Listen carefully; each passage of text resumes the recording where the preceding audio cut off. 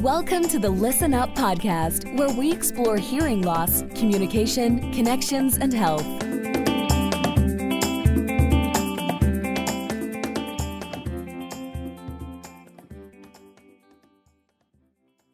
Hey everybody, Dr. Mark Sims here. I'm the host of the Listen Up podcast. I feature top leaders in healthcare. This episode is brought to you by Listen Up Hearing Center. I help patients to effectively treat their hearing loss so that they can remain independent and can be better connected with friends and family. The reason I'm so passionate about hearing loss is I lost my brother Robbie twice. First to hearing loss from radiation to his tumor, and then later when he passed away. I only care for ears. I'm the E of ENT. I've seen tens of thousands of patients with hearing loss and done over 10,000 ear surgeries. I'm the founder of Listen Up Hearing Center. I'm also an author of the book of the same name, Listen Up, A Physician's Guide to Effectively Treating Your Hearing Loss. If you want to learn more about that, go to listenuphearing.com to learn more. I have a long-standing friend of mine who's a guest today. That's Dr. Antonio Calderon. Him and I have known each other for decades. He began his career as a pediatrician before entering the hearing healthcare field in 1991. He's held various positions throughout the industry, and due to that, he is a trusted trainer, mentor, and business advisor who's worked as an independent consultant for the past several years. He has a long history with the Hearing Loss Treatment Trade Group, IHS, serving as a territorial governor as well as the treasurer on the board of governors. Currently, he serves as a program development committee within the IHS Professional Development Department. We're here to discuss his perspectives on hearing loss treatment. Dr. Tony, thanks for coming on to the episode. I really appreciate your time. Thank you. I'm happy to be here. Thank you. Oh, great. Well, that's awesome. So tell me a little bit. I mean, you're in the hearing loss field. As the intro mentioned, you're a physician by trade. How did you get into the hearing loss field and develop your passion for treating hearing loss? Well, let me start out by saying that, that I had a hearing loss since I was a little kid. I was diagnosed with hearing loss around when I was 7 years old. My hearing loss was supposed to be because of streptomycin. I had throat infections, and they gave me a lot of streptocillin. At that time, they didn't know the side effects of streptomycin, so that's what caused my hearing loss at the beginning. Okay? And then that obviously gave me a perspective from a hearing impaired person to all my life. When as a pediatrician later on in my life, I was always very interested in making sure that kids were diagnosed early in life so that they wouldn't suffer what I did. And I do like this because it's really a cliche. I got to tell you, Mark, I never really had a problem with my hearing loss when I was a little kid. I had a very happy childhood. I was an A student, so it didn't really affect me. I wasn't really concerned too much about it. You didn't know any different. It was who you were. That's exactly right. Then it didn't happen. In 1959, my whole family, we moved to New York City. We lived there for 6 years. I did my 4 years of high school there and 2 years of pre-med. I went there. I got there when I was 12. I used to go back to Mexico in the summers to spend the summer there. When I was 13, I went to Mexico, and my uncle, who was a neurosurgeon, who's the one that took me when I was a little kid to be diagnosed, he noticed that I was turning my head a little bit more to one side. So he took me to the same doctor that saw me when I was a little kid, and he said, you know what, your hearing loss is getting lower on both ears. So I think you should start wearing a hearing aid on your worst ear. That's the way it went on in the past, right, Mark? So I was wearing glasses already, so I had a BTE eyeglass on my right ear. Interesting enough, 3 summers later, I was in Mexico, and I woke up one day. I had a cold for about a week. I put my hearing aids on, and I couldn't hear anything. So I took the battery out, put a new battery in 2 or 3 times. It didn't work. I called my uncle. He said, oh, you just had a cold. Take decongestants, blah, blah, blah. 2 days later, I still couldn't hear anything out of my right ear. Went to the doctor, and they said, well, the virus that gave you the cold probably killed your cochlea on your right side. So he said, now you have only 1 year to work with. He didn't do anything about it. So I actually went into medical school, and I did most of my medical school without a hearing aid. And I worked fine. I was able to hear with the stethoscope, I heard a lot better because I didn't hear the background noise. Yeah. Then when I was going to pediatrics in Toronto for my second year of pediatrics, I woke up 5 days before I was supposed to start my residency with the worst vertigo that I've ever had in my life. I never had it before. So I went to the hospital. They tested me, blah, blah, blah. And the guy, the ENT that saw me, he said, well, this is a benign positional paroxysmal vertigo. And I really don't know what's going to happen with you because you already have a sensory neural hearing loss. But then he said, well, by the way, have you ever worn a hearing aid? Yes, I did. I wore my right ear. I said, no, on your left ear. I said, my left ear is my good ear. Said, no, it's not. So he actually gave me a BTE, put it in my ear in one of those pump tips, and I was delighted. So I started wearing hearing aids since then. Now I got involved with the hearing aid industry because my father-in-law got involved with Miracle Ear in Mexico City. So I helped him with it. And then 5 years later, we moved to the United States, thinking I was invited to work as a pediatrician in an intensive care unit in Austin, Texas. But since I never bothered stupid young kids like me when I was studying my residency, I never bothered to get my license to practice medicine in the United States. I get back in 1995 and it was a big mess to try to get. Sure. Some people from Miracle Ear called me and say, hey, we'd love to have you work with us. So the end is history. Okay? For the last 28 years, I've been working in the hearing aid industry, from being a regional manager, from fitting hearing aids, and from being a trainer most of my life. And that's what I really, when I tell people, when I'm training people to fit hearing aids, when they tell me, oh, I can't do that, I said, yes, you can, because I've done it. And I know what it is. Okay? So that's right now, just so you know, Mark, I'm for the last 4 or 5 years, I'm wearing a bicross. So people that don't know what a bicross is, I have a dead ear on my right side and a relatively bad ear on my left side. So the bicross allows me to hear what's happening on my right side. So so it's there's so many lessons in the story you tell. So one thing that comes to mind is your response to that ENT when you had the vertigo is very typical, right? No, my right ear is my bad ear, my left ear is my good ear. And I always tell patients, no, your left ear is bad and your right ear is worse, right? Because right. The implication was for you, it was my better ear. That doesn't mean it's a good ear, right? And that's one of the things.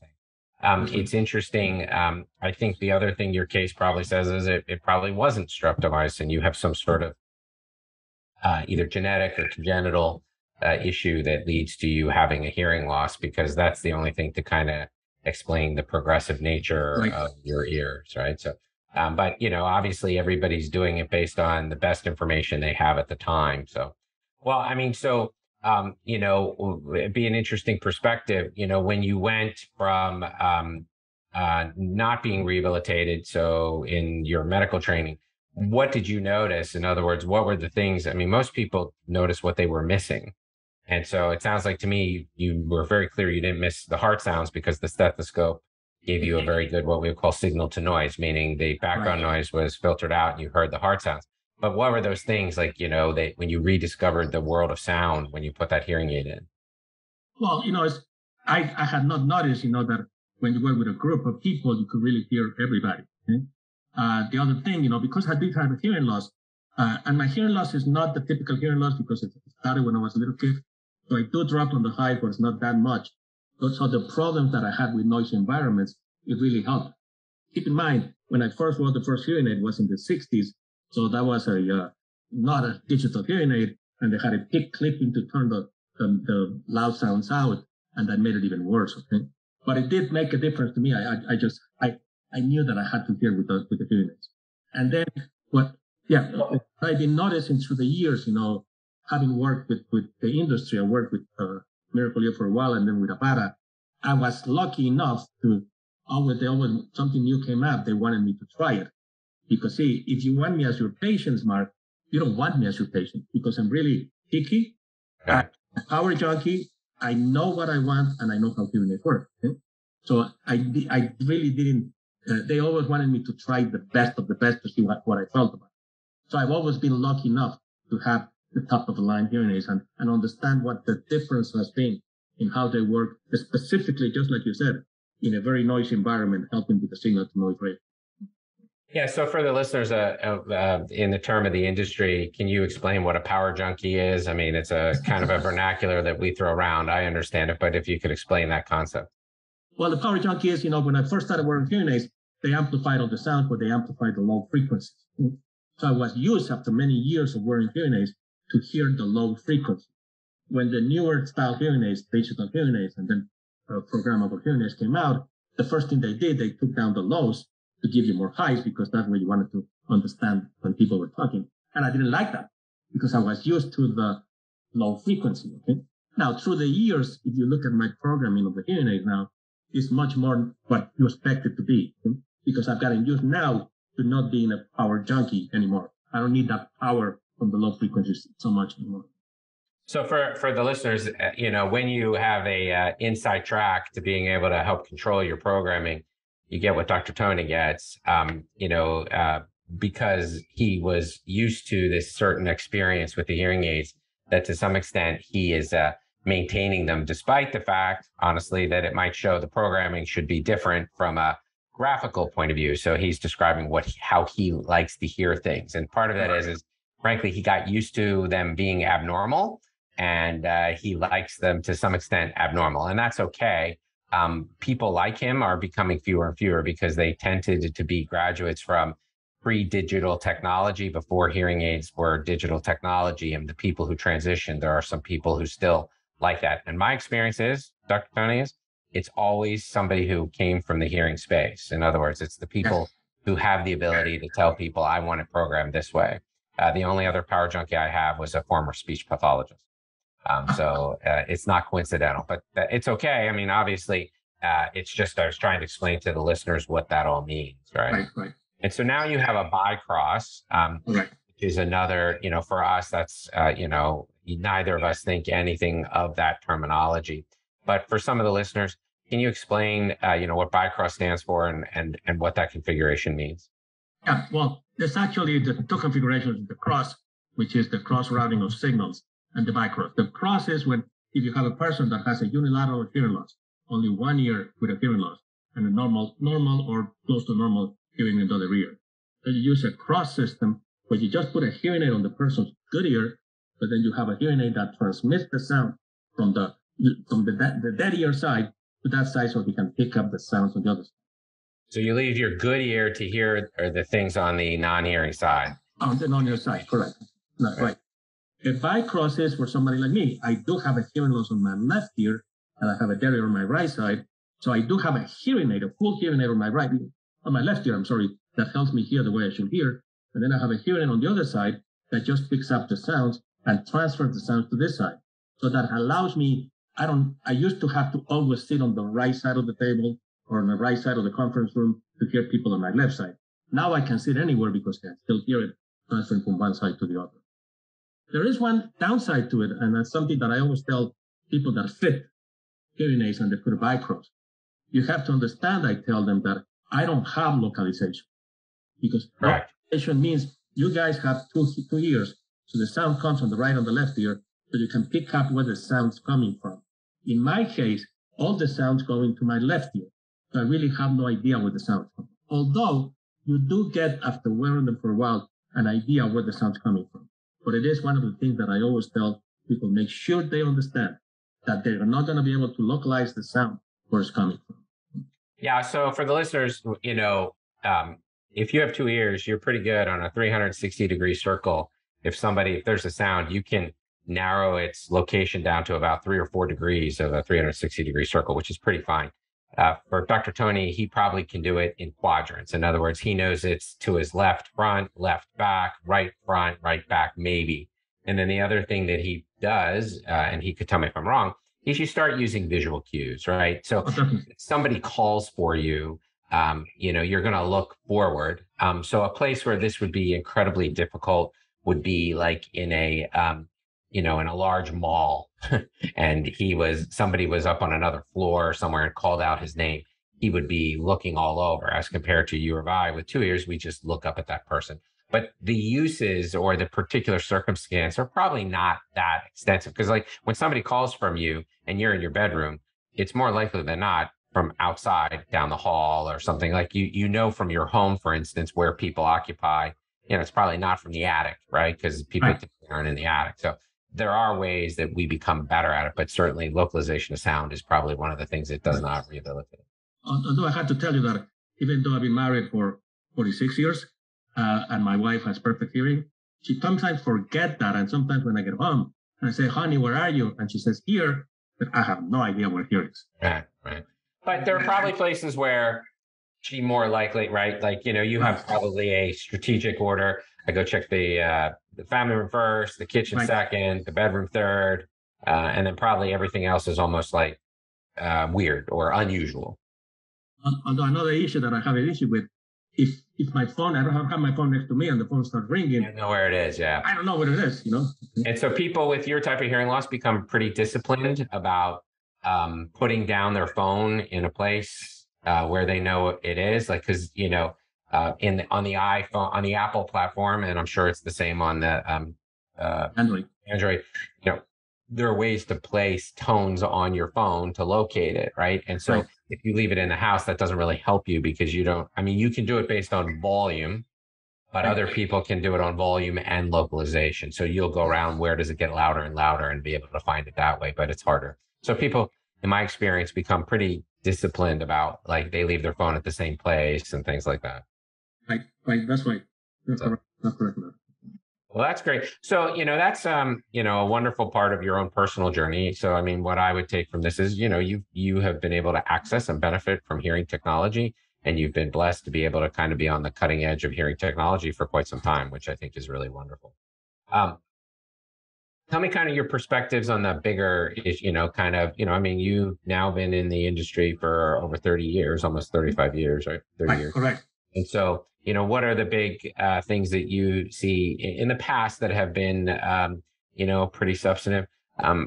Just for the listeners, for the timing of this, over-the-counter hearing aids have just become approved, and that's kind of the proverbial big elephant in the room. But it'd be more interesting, I think, for us to, rather than speculate where that's going to take us, to talk about what's happened in the past that's been significant. Well, I tell you, just like I was saying, the difference from wearing hearing aids from the 1960s to now. The biggest difference that has happened with hearing aids is, especially when digital hearing aids came out and multi-program hearing aids, you were able to program the hearing aid a lot better. But the biggest concern, which is still when you ask people even that are wearing the top of the line hearing aids, what is your biggest concern? It's still signal to noise ratio. Which is hearing and noise, hearing and background. When you're in very noisy environments. So what I can tell you is that just looking into the past 10, 15 years, the improvement in the hearing aids have been not so much in how they amplify sound, but how they help in those very noisy environments. I mentioned to you that when I was working with the industry, they would try to get the latest hearing aid to me each time it came out. And they said, what's the difference? They said, how much of the difference is? And I said, well, if you really look at percentages, it's not that much of a percentage. It's where they help. Whether it's only a 5% improvement in a very noisy room, it makes a big difference. And for a person like me, that I'm in meetings and restaurants and that type of thing, it is very important to be able to get that. Even though it might be slight improvement, it makes a big difference in my life. And then with the introduction of the bi-cross, as we were talking about before, it just made a huge difference for me. Yeah, it's an interesting thing. I mean, certainly you are very good to be able to subjectively report your experience. One of the things that kind of strikes me is like, one of the things that's kind of interesting about the hearing loss world is people, how do you know what you don't hear? Right. And so it even it's almost your assessment of how you do in background noise is probably, yes, I do better, but it's not measurable by you. Right. Because it's just, people, these are hard things to measure, like work of communication, right? Like how hard do you have to work to talk to people? And so that's really a tough thing to measure, or those types of things. But so what are some of the things that they've done from a technology point of view to make it better? I know, but for the listeners to. Well, specifically, hearing aids now have the possibility of, especially if you have a binaural hearing fitting, which is the way it should be. If you have a hearing loss in both ears, you can work both hearing in both ears. What they do now is they have a way to communicate with each other to try to focus the sound into the people that are closer to you. Okay? And what's amazing, that people don't understand is if you do wear hearing aids, if you're in a small group, if you're concentrated on the person in front of you and you obviously try to get closer, the hearing aids do pick up that and they narrow the amplification of sound. If I move back to try to look at 2 or 3 people, the hearing aids will open up and will help me hear that. Okay? It does have to be understood, though, if I move too far out, the hearing aids don't know what to do. Right. Far out. So I tell the people that I fit, okay, try to stay close to the people and then tell the hearing aids what you want to hear by pulling away or something. And that's one of the amazing things that hearing aids have done nowadays. We don't communicate with each other. So what Dr. Tony's describing is kind of a situational awareness of the hearing aids, right? They know whether or not you're focusing in on somebody and then beam what they're picking up to straight ahead, or you're in a crowded room and you want to hear everything. Because one of the things that makes it difficult is if you're talking to somebody and then there's another conversation to your right or left, absent the hearing aids kind of focusing in, that right or left conversation becomes as prominent in your ear as the one in front of you. And that's one of the reasons people talk about frustration and background noise. I mean, one of the other things I will say, which I think, and we all know is one of the things sometimes people have to understand is, and I tell patients this, normal individuals have problems in background noise. So it's important, normal individuals. And so people sometimes think everybody else in that crowded restaurant is hearing fine and they're the only ones. And that's just not true. I should tell you something since you mentioned that. And then I mentioned my wife, she has perfect hearing, a little bit too good for her own sake, okay? But one of our favorite restaurants is Buffalo Wild Wings, and I'm not doing a commercial, but if you've been to Buffalo Wild Wings, it's really, really noisy. In the past few years, my wife, who hears perfectly well, she has been telling me, you hear better in this environment than I do. So she's doing a better job for me than her ears in that noisy environment.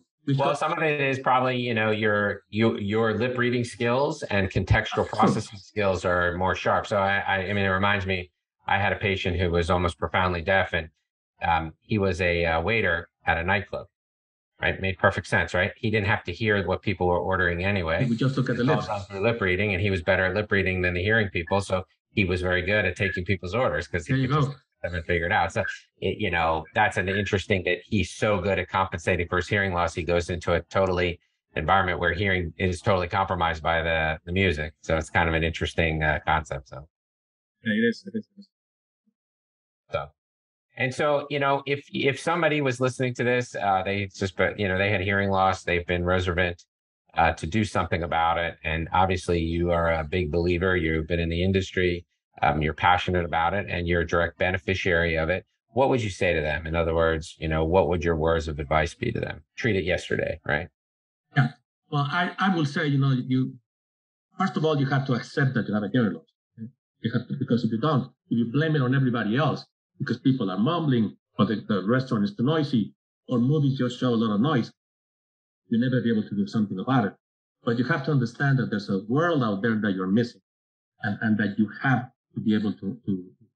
And one of the things that in my experience training people is the ability to do a demo when you're presenting the hearing aids is just huge because it allows you to tell the person, okay, this is what is going to work. Now, keep in mind, I'm in a quiet environment because in my office right now. But if we move to a noisy environment, you will see and you will get all the things that you are missing. And especially, if we go by the typical presbycusis, which is the hearing loss of the old people, when they start losing the high frequency, have trouble understanding, listening to children and women is more difficult. And I tell you now, as a grandfather, it's just amazing what grandkids say to you. And I will tell a person, this is what you will be missing if you were the hearing aids. Well, the other thing is that grandchildren are oftentimes brutally honest to their parents. Yes. They'll say stuff like, Grandpa can't hear. I mean, I'm not saying yours, but if you want to know, do you have a hearing loss? The grandchildren will say, because they don't have all those social filters of worrying about it. They'll say to their parents, no, Grandpa can't hear me or whatever, if it's true, right? Yes, it is. So one of the questions I love to ask you, what's your favorite sound? My favorite sound? Yeah. Wow. Well, probably right now, because of where we are right now, is children's voices. Okay? Your grandchildren, that's wonderful. And obviously to hear, my wife better than that, but it's...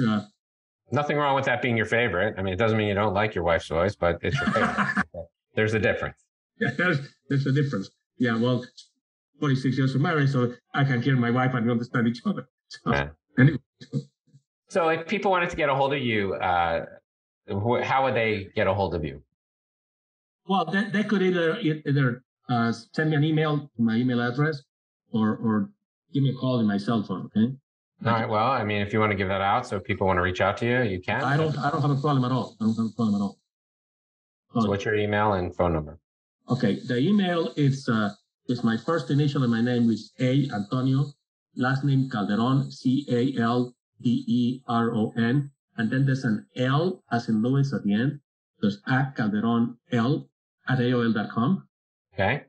And my phone number is That's dating yourself. Honey? You're dating yourself, right? AOL. That's right. So I'm sorry, go ahead. I'm just why change it? It works, right? Yeah, it works. And my cell phone number is 512-419-8685.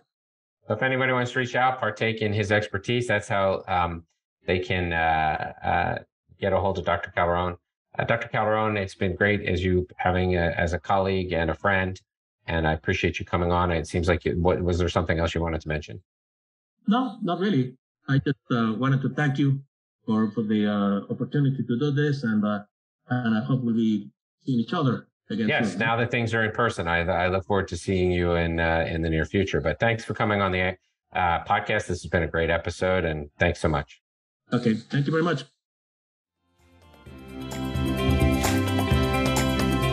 Thanks for tuning in to the Listen Up podcast. We'll see you again next time, and be sure to click subscribe to get updates on future episodes.